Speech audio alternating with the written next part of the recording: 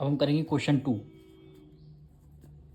Value आपको given है y² plus 10y plus 24।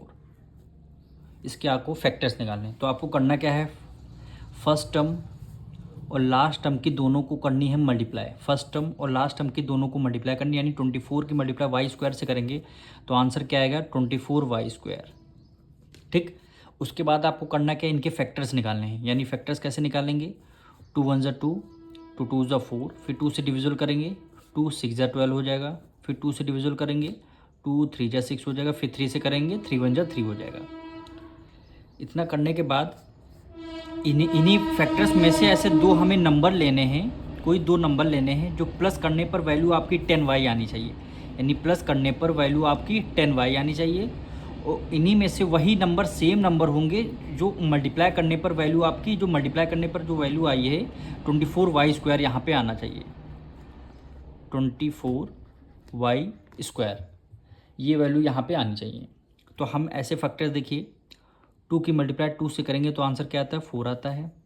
3 की मल्टीप्लाई 2 से करेंगे 3 2 = 6 आता है। तो हमने क्या किया, यहाँ पे 4 लिख दिया और यहाँ पे 6 लिख दिया, और यहाँ पे y² लगा तो हमने y भी साथ में लगा दिया। यानी 6 + 4 + 6 कितना होता है 10y होता है। यहाँ पे 10y क्या, इन्हीं दोनों को हम जब हम मल्टीप्लाई करेंगे 4y और 6y से तो हमारा आंसर 24 आ रहा है। यानी 6 4 = 24, y की मल्टीप्लाई y से करेंगे तो आंसर क्या आ रहा है y²।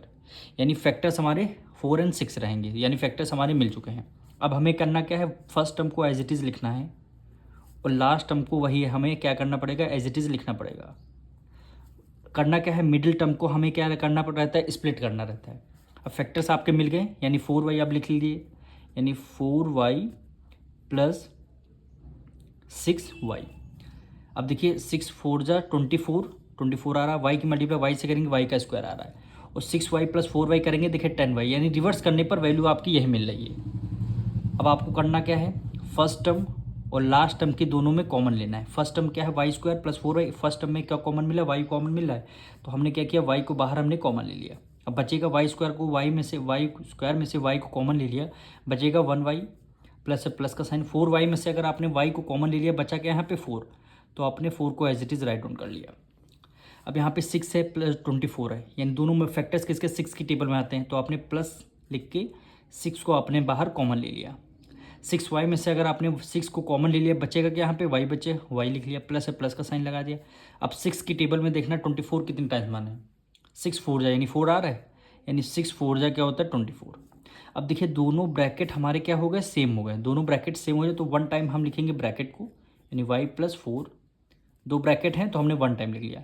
अब जो रिमेनिंग नंबर है उसको भी नेक्स्ट ब्रैकेट में करना है। रिमेनिंग नंबर मतलब ये y आपका बाहर है और ये +6 आपका बाहर है। यही दोनों फैक्टर्स क्या हो जाएंगे, आपके आंसर हो जाएंगे।